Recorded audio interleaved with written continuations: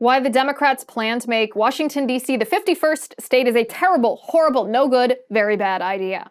Plus, 6 questions to ask about critical race theory.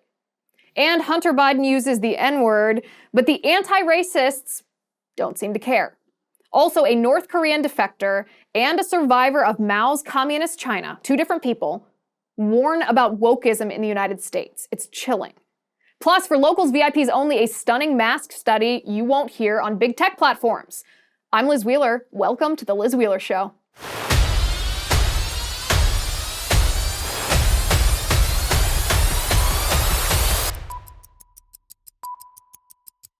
Okay, the only time Democrats ever seem to care about taxation without representation is when they're trying to make DC the 51st state. Speaking of your internet security, is that what we were talking about? Speaking of your internet security, let's talk about ExpressVPN for a moment. There are a lot of things I search for online, and I'm sure this applies to you as well, that aren't anybody's business. It's your web browser. What you search for is private, or it ought to be. Your internet service provider can still see every single website that you've ever visited. Did you know that? That's why even when I'm at home, I never go online without using ExpressVPN. Internet service providers in the US not only can see what your browsing history is, they can legally sell your information to ad companies. So ExpressVPN addresses that problem. It's an app that reroutes your internet connection through their secure servers so that your internet service provider cannot see the sites you visit.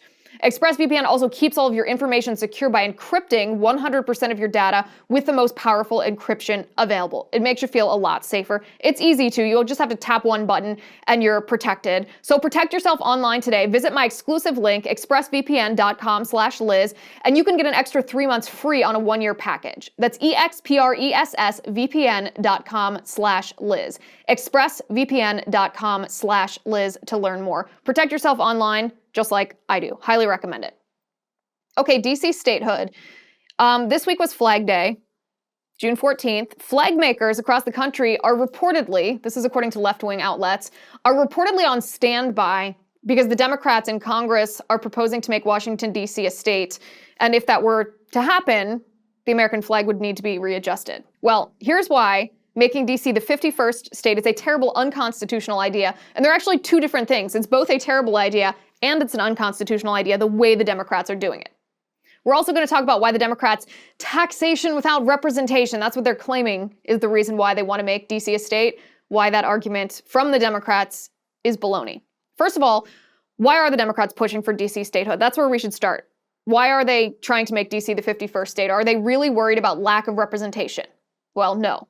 The answer to that is obviously no. Otherwise, the Democrats would oppose the administrative state in our federal government, which is government bureaucrats in charge of rulemaking. These are agencies of the federal government. They make rules, essentially dictating policy, yet the bureaucrats in the administrative state are unaccountable to voters. We talked about this 2 weeks ago on the show, how the administrative state came from Woodrow Wilson through LBJ, through FDR, and now it's the swamp creatures. We're talking Fauci's. Okay, but a lot of different Fauci's. So if the Democrats were worried about a lack of representation, then they would oppose the administrative state, but they don't. So then we have to say, okay, well, if they truly wanted representation, they would also give most of the Washington, D.C. area back to the state of Maryland. They would keep only the federal structures as the seat of the federal government. And then if they gave back that land to Maryland, then all those people that live there would be able to vote in Maryland. They would have Maryland to represent them. The representatives of Maryland would be their representatives. But the Democrats aren't against the administrative state, and they don't want to give back the area in D.C., surrounding D.C., to Maryland. So that speaks of an ulterior motive. Shocker, the Democrats with an ulterior motive. So their ulterior motive is obvious. They want 2 additional Democrat senators in the United States Senate, and this would be a given. It really would if Washington, D.C. were to become a state, because the voter registration in Washington, D.C. is 76.4% Democrat and just 5.7% GOP. So there would never be a chance of a Republican senator. So when the Democrats claim that they have this larger purpose, this larger reason that they want, this philosophical reason almost, that they want DC to be a state, they're lying. They just want 2 senators. So it's a bad idea from a policy perspective for Republicans. It's also unconstitutional to do this the way that the Democrats are trying to do this. So they want to just pass a piece of legislation in the House and then in the Senate, and then have the president sign it into law to make DC a state. But you can't do that. That's unconstitutional. According to Article 1, Section 8 of the Constitution, it gives Congress plenary local lawmaking power to, and I quote here, this is the Constitution, to exercise exclusive legislation in all cases whatsoever over such district. Okay, Clause 17 is what we're talking about. So it obviously starts, Congress shall have power, and then to exercise exclusive legislation in all cases whatsoever over such district, this is key, not exceeding 10 miles square, as may, by session of particular states and the acceptance of Congress, become the seat of government of the United States. So what does this tell us? It tells us that, well, first, it would be unconstitutional for the Congress to simply declare that the seat of the federal government was a state, because the Constitution specifically says the seat of the government of the United States is not a state. Just read it to you. So you can't just do this legislatively. Also in 1961, if you're looking at this historically, the 23rd Amendment passed, right? The 23rd Amendment gave the residents of Washington, D.C. the right to vote in presidential elections as if D.C. were a state. But that required, again, that's the 23rd Amendment. That means the Constitution was amended to give D.C. residents the right to vote in presidential elections. So how could you need a constitutional amendment to vote, but not to become a state? Of course, this requires a constitutional amendment, not just congressional legislation. This is inarguable. Anybody who's saying that it just requires legislation is acting in bad faith. They're engaging just in political rhetoric and assuming that you're ignorant and won't do your research. Because a constitutional amendment is unlikely in this case, it would require 2/3 votes of both House and Senate and ratification by 38 states. That's not going to happen, right? It's not going to happen. It would require not just a simple majority and a presidential signature. And by the way, this is not just my opinion as a conservative. The Department of Justice, under both Republican and Democrat administrations, have found that DC statehood requires a constitutional amendment. So it's not constitutional to do it the way the Democrats are doing it. They have an ulterior motive. It's also not what the founders intended for the seat of the federal government, and for good reasons. The founders intended to deny the federal capital statehood. And we should ask ourselves why, because we probably aren't taught this in school. Well, James Madison, in Federalist Paper number 43, specifically said the federal capital needs to be distinct from the states, and the reason for this is to provide its own safety and maintenance. This is what he said. He said the public authority might be insulted and its proceedings interrupted with impunity if the seat of the federal government were in a state.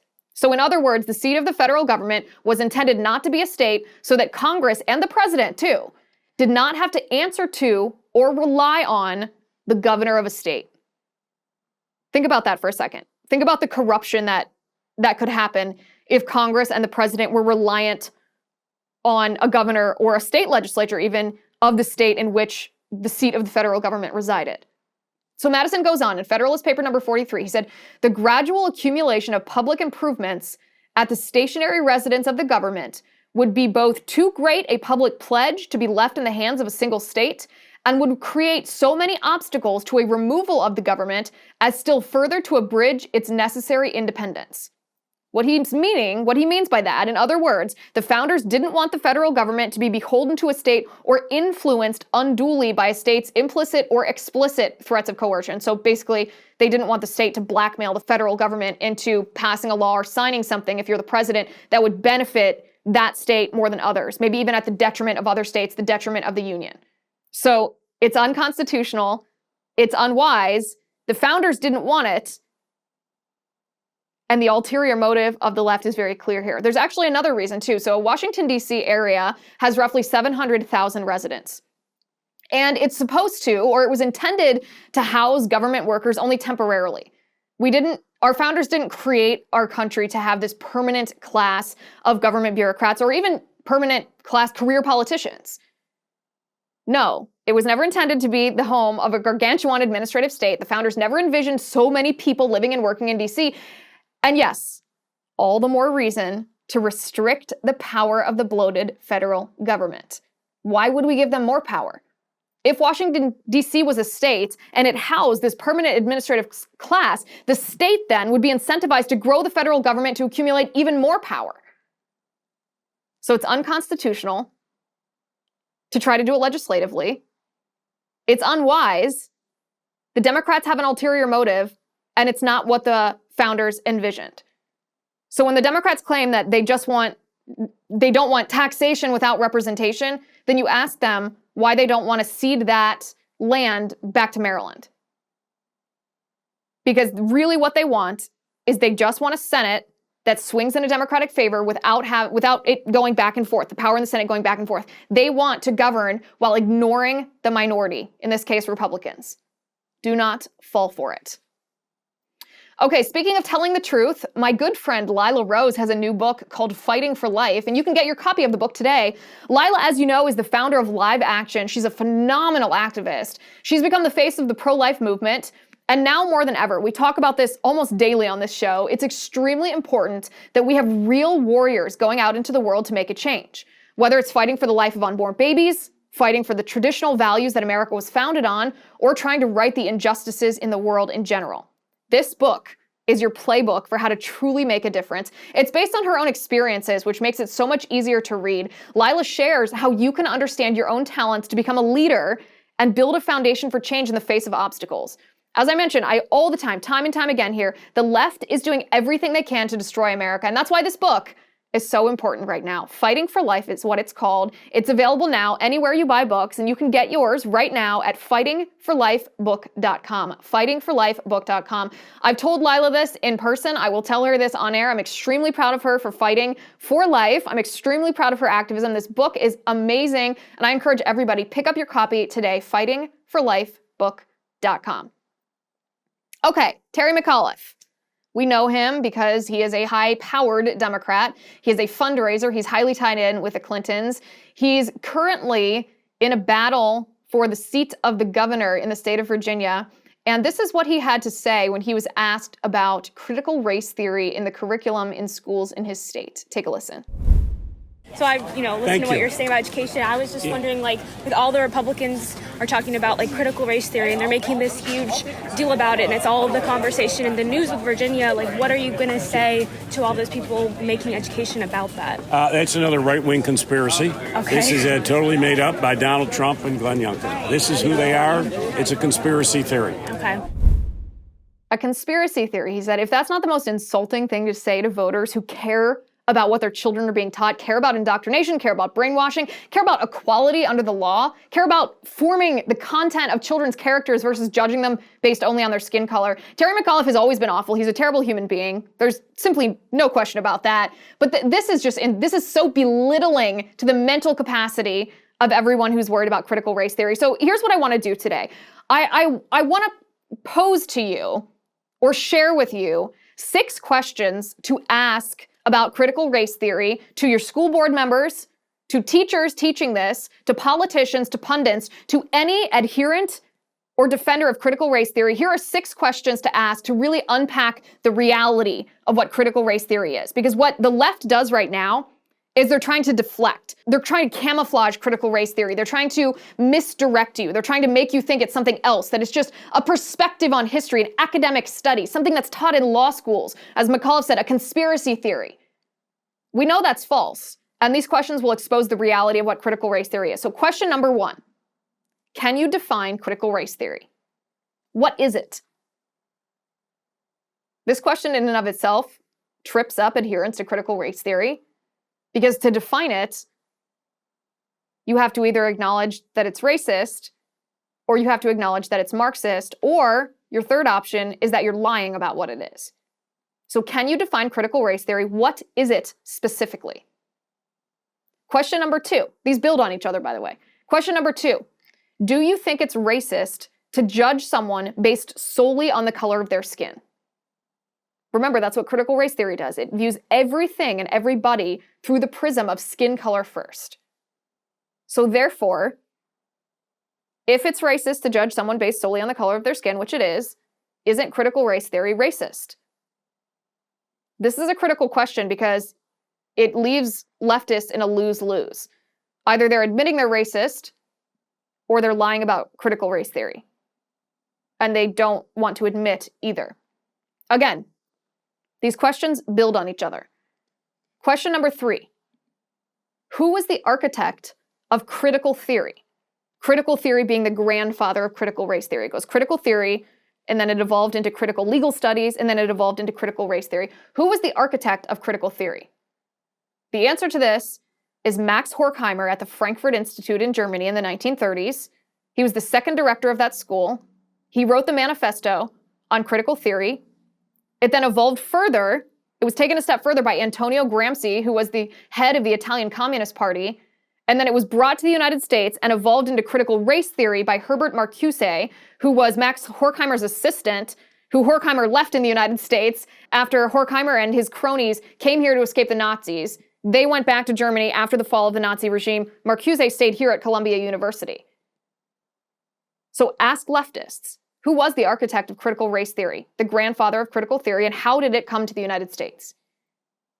If they don't know the answer to this, their choice is either they lie about it, or if they're ignorant, ask them, how can you talk about something when you know nothing about it? Okay, number 4. Again, each one builds on the last one.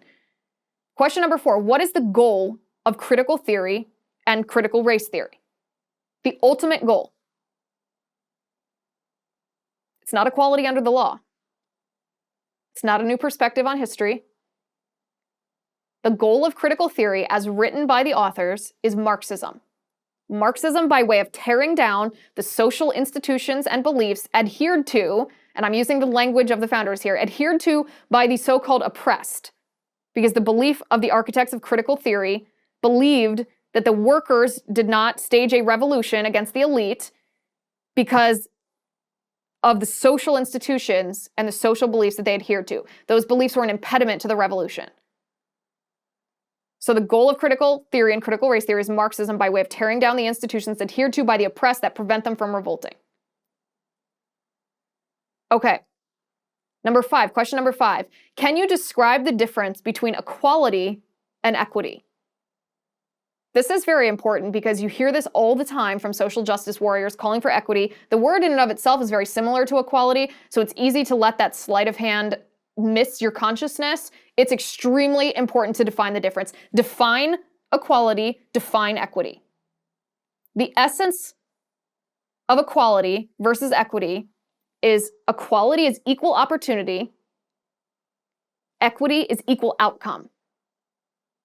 Equal outcome requires discrimination against someone. Someone has to be held back so that the result of everybody's activity in everybody's life is equal. So somebody is going to be the subject of discrimination based on an immutable characteristic.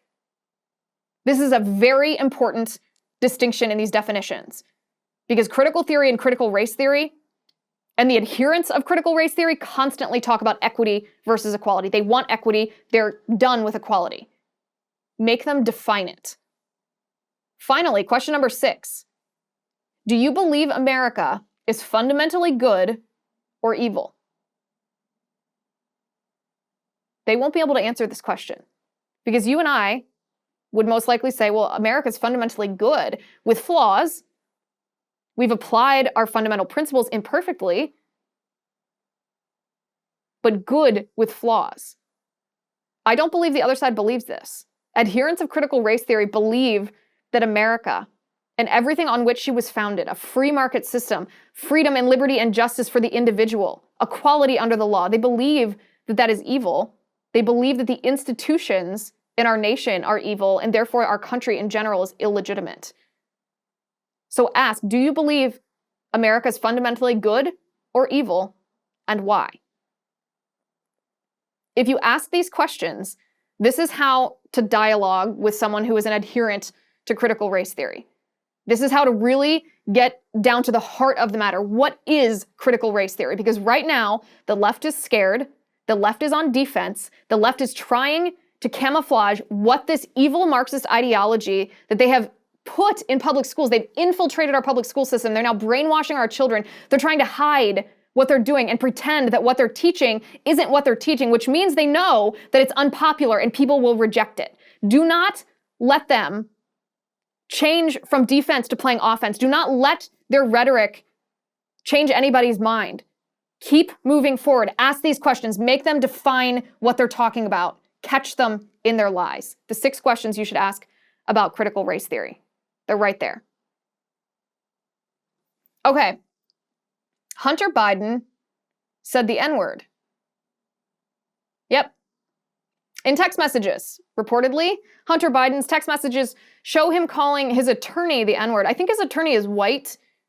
He calls his attorney the N-word, and he was texting other weird things, like telling his attorney stuff like, I only like you because you're black, even though his attorney is white. Hunter Biden, as we know, a very messed up, disturbed individual, obviously has a drug problem. I feel compassion on the personal sense for that, but that doesn't excuse his horrible behavior. Imagine for 1 second if Donald Trump Jr. used the N-word in an old text message to an attorney. Can you even imagine? This would be wall to wall. Probably President Trump would have had to step down if Donald Trump Jr. was caught using a racial slur, a derogatory term for someone based only on the color of their skin. But when Hunter Biden texts the N-word, the New York Times, the Washington Post, ABC, CBS, NBC, MSNBC, and CNN, they ignored the story, completely ignored it. They didn't even bother to excuse it. They just ignored it. If that double standard doesn't shock you, it should. It should. We should not let ourselves get desensitized to the double standard of the mainstream media. We should never let them get away with this. We should never let this go unnoticed. It's also, by the way, culturally hypocritical. There are 2 examples in popular culture where a white person used the N-word, not in a situation where it was intended as a racial slur towards someone else specifically, but used the N-word just in the course of their activity. And don't get me wrong, I do not think anybody should use the N-word under any circumstance. It's a racial slur, it's disgusting, it's wrong, right? But Hannah Brown from The Bachelorette, she did an Instagram video of herself singing a rap song. The N-words in rap songs all the time. She sang the lyrics as they were written, therefore she sang the N-word. She was just about canceled. She had to come out and apologize and say, that she had white privilege, that she had to re-educate herself. She was off social media for a while. This was like a big cultural deal that she had sung the N-word as it pertained to the lyric of a song where the N-word was in that lyric. And popular culture barely let her back. They barely forgave her for this. Likewise, country music star Morgan Wallen was caught on video. I think one of his neighbors had videotaped him coming home. He was coming home really late after a party. I think they were all drunk. He and his friends were drunk. His neighbor videotaped them from next door. And Morgan Wallen, when he was getting out of the car, called his white friends the N-word. Again, he shouldn't. It's a disgusting word. Morgan Wallen, subsequently, after this videotape was released, he was disinvited from all the awards, all the country music awards.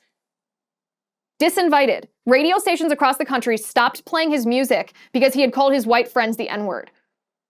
He has still not fully reintegrated into the country music scene. There are a lot of people who want him permanently canceled because he was caught by a neighbor late at night, drunk, calling his white friends the N-word. But when it's Hunter Biden, crickets. The Democrats do not care. The Democrats, not only do they not care about Hunter Biden, the Democrats don't truly care about racism. If they did, they would speak out against Joe Biden's history of racism, and they certainly would speak out about Hunter Biden's use of the N-word. But Joe Biden's history of racism here has been completely ignored by the so-called anti-racists. Remember the things that Joe Biden has said recently. He said, if you don't know who to vote for between Trump and Biden, then you ain't black. As if your whole identity is not only tied up in your skin color, but if you're betraying your race if you vote for a Republican, if you're a black person. I mean, beyond insulting. This is the same man who said that Mitt Romney would put you all back in chains if he won the presidency. The Democrats do not care about racism. If they did, they'd speak out against abortion. Tens of millions of black babies have been aborted since Roe v. Wade became legal. Abortion clinics specifically are placed within walking distance of minority neighborhoods. Black women are targeted. If the Democrats cared about racism, if they cared about black lives, they'd speak out about black-on-black violence. The fact that the majority of homicides in our country are committed by black men against other black men. But they don't say anything. The Democrats are silent. Democrat-led cities have the highest crime rate and highest unemployment rate, and that hurts black Americans the most. Inner city schools are failing more than any other schools, and yet Democrats don't support school choice, meaning that disproportionately disadvantages Black students. If Democrats cared about Black lives, if Democrats cared about racism, they would speak out on these topics, but they don't. Instead, they're very honest with us. The Democrats are actually very honest, very blunt, very bold. They're bold in their silence. When Joe Biden or Hunter Biden's racist, they stay quiet. And they're bold in their support for critical race theory, which teaches children that we should view people first and foremost because of their skin color, not their content of their character. If Democrats cared about racism, they would speak out against that, but they don't, because they don't care about racism, and that is why they're silent about Hunter Biden using the N-word.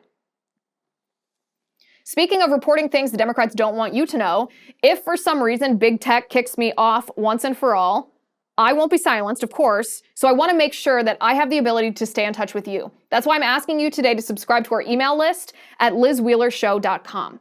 If you want to make sure that you never lose access to The Liz Wheeler Show and all of the content that I deliver here to you every day, then please join my email list. It's very important to me that we can stay in touch if that ever does happen to us, because regardless, I'm here to stay. This is my calling. This is what I love. Somebody needs to speak reality. I will never be quiet. So go to lizwheelershow.com and drop your email address so that I can still reach out to you if, or God forbid when, big tech finally pulls the plug on me. lizwheelershow.com, drop your email address. Can I just say, I know Mitch McConnell is an establishment Republican, and I don't agree with him ideologically on a lot of stuff, but sometimes I just love Cocaine Mitch. Cocaine Mitch, I think, is his alter ego when he will not back down, and I love and respect that so much. In this case, Mitch McConnell says that if the Republicans regain control of the Senate in 2024 or in 2022, that he would, as Senate Majority Leader, block a Supreme Court Justice nominee of Biden's if it were to happen in 2024. You can't make this up. It doesn't get better than this. So the Democrats, of course, are freaking out. They're saying, well, that's so unfair because Mitch McConnell allowed Amy Coney Barrett's confirmation hearing to go forward. He brought that to vote. She was confirmed just days before President Trump lost the election to Joe Biden. And that's true.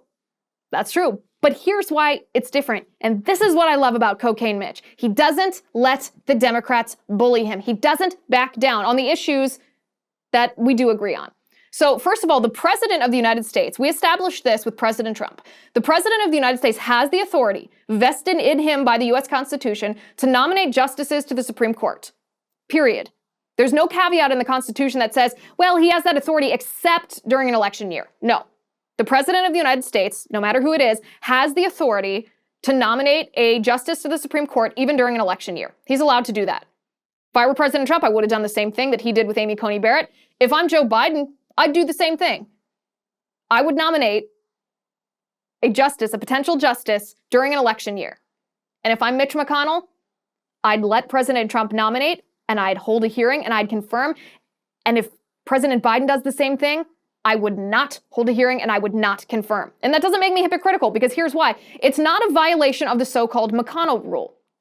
So the McConnell rule is actually not the McConnell rule. It was started, you just cannot make up this irony, it was started by Joe Biden in 1992. It's a tradition of the Senate. It's not a hard and fast rule. It's called a norm, right? It's a norm. According to Joe Biden, back in 1992, a president should not nominate a new Supreme Court justice during an election year if, this caveat is hugely important, if the White House and the Senate are controlled by different parties. So it's not just a matter of the President of the United States not nominating a Supreme Court justice during an election year. The Joe Biden rule from 1992, the norm, says that the president shouldn't nominate a new Supreme Court justice during an election year if the White House and the Senate are controlled by different parties.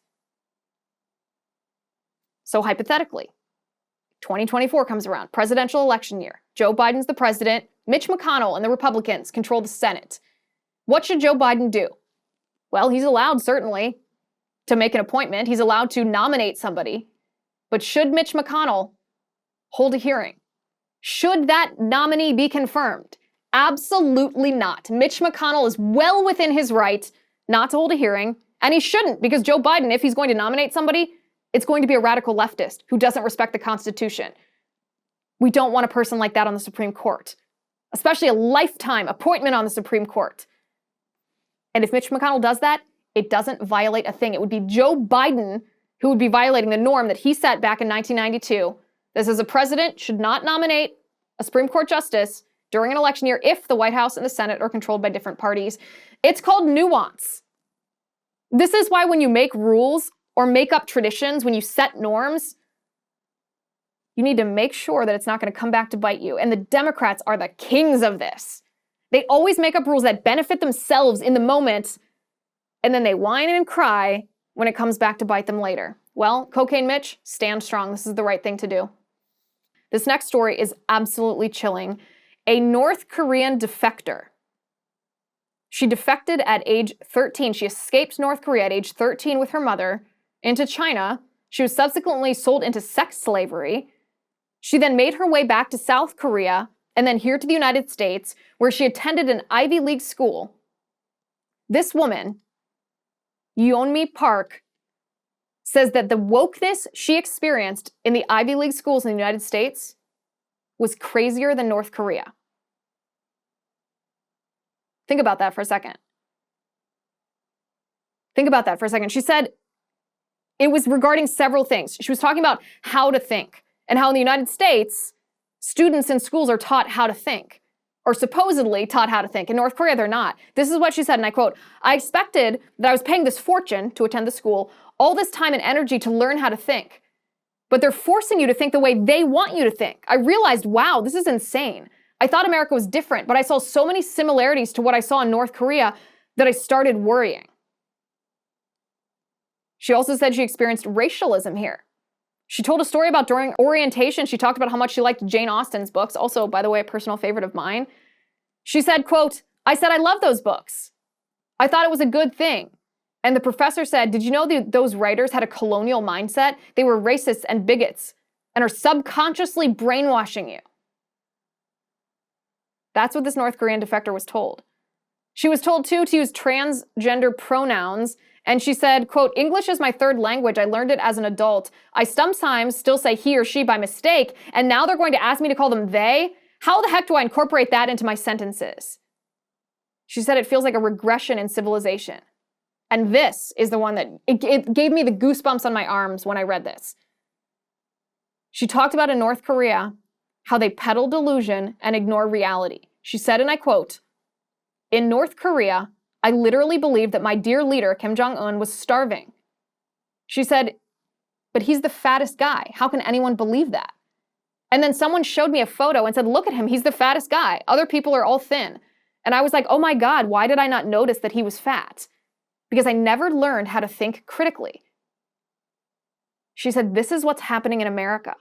People see things, but they've just completely lost the ability to think critically. If you hear this story and this doesn't give you the chills, this isn't a warning bell clanging in our country, then maybe you need to hear this too. This woman is a survivor of Mao's China. And she spoke about critical race theory. Listen to what she had to say. I've been very alarmed about what's going on in our school. You are now training our children to be social justice warriors and to loathe our country and our history. Growing up in Mao's China, all this seemed very familiar. The communist regime used the same critical theory to divide people. The only difference is they use class instead of race. During the Cultural Revolution, I witnessed students and teachers turned against each other. We changed school names to be politically correct. We were taught to denounce our heritage. The Red Guards destroyed anything that is not communist, old statues, books, and anything else. We are also encouraged to report on each other, just like the Student Equity Ambassador Program and the bias reporting system. This is indeed the American version of the Chinese Cultural Revolution. The critical race theory has its roots in cultural Marxism. It should have no place in our school.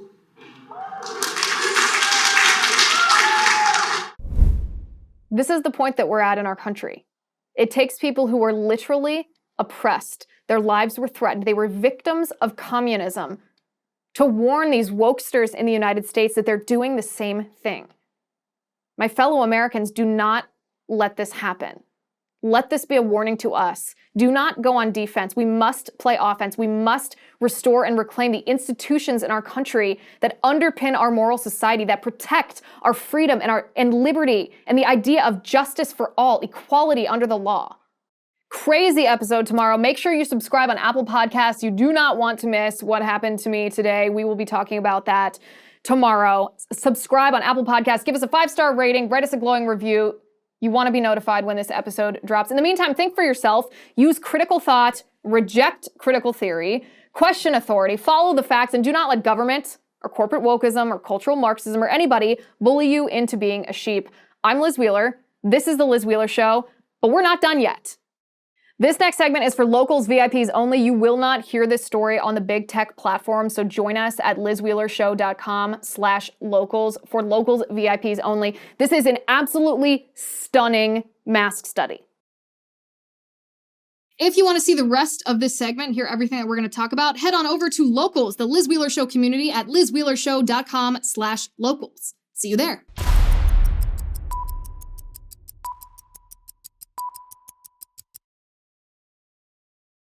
The Liz Wheeler Show is produced by Jonathan Hay, executive producer Chad Abbott, director of photography Kevin McRoberts, editor Stephen Reyes, assistant editor Michael Wall, assistant editor Tommy Weber, sound mixer Robin Fenderson, post-production manager Victoria Metzel, director of marketing Emily Washler, senior publicist Patricia Jackson, and production assistant Mickey Pisani. This has been a Soundfront production.